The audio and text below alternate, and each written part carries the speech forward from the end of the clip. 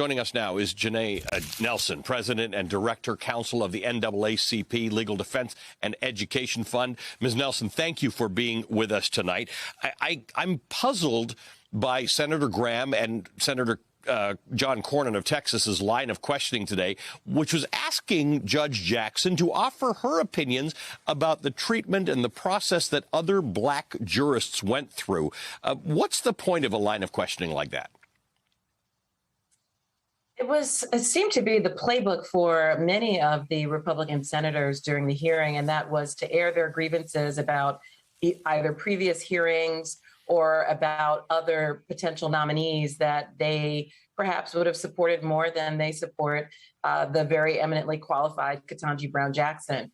Either way, it was an appalling display of disrespect to ask her to opine on the treatment of other Black women in the process. In many ways, it was pitting Black women against one another and asking her to offer her opinion about the treatment or the vetting process that she really had no responsibility for, and that they wrongly characterized as an assault on these two individuals. However, it turned out in terms of whether they moved forward or didn't, had nothing to do with the qualifications of Ketanji Brown Jackson, which was the only subject that was relevant at today's hearing. So what we saw was a very nasty exercise in trying to create and foment discord among professional, highly qualified women, Black women, who should not be maligned in any way. And it was very disappointing to see them try to play that tactic, and certainly inappropriate for a hearing of this sort.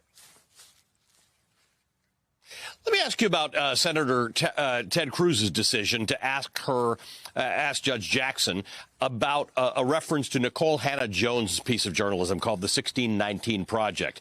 He was holding up books from a Georgetown school on which she's a board, a private school on which she's a member of the board, and he was sort of trying to pin her down on critical race theory. Tell me a little bit about what you observed in that exchange.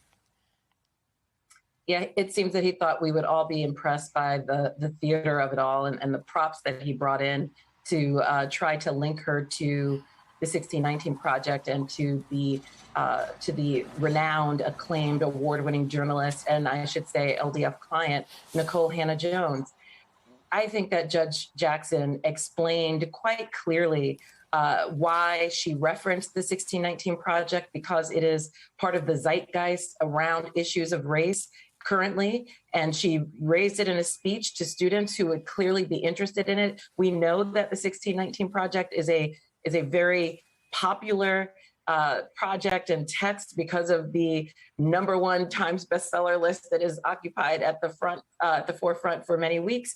So she mentioned it in a speech. She referenced the author or the actual organizer of the project, Nikole Hannah-Jones, but that has nothing to do, again, with her qualifications as a judge. It has nothing to do with any of the decisions that she wrote or any of the judgments that she's issued or any of her professional work. Now, it's not to say that it's off limits to question someone's speech or oratory or writings outside of their judicial background, but to ascribe a negative intention to it or to ascribe a particular viewpoint to it was, again, beyond the pale and completely unjustified.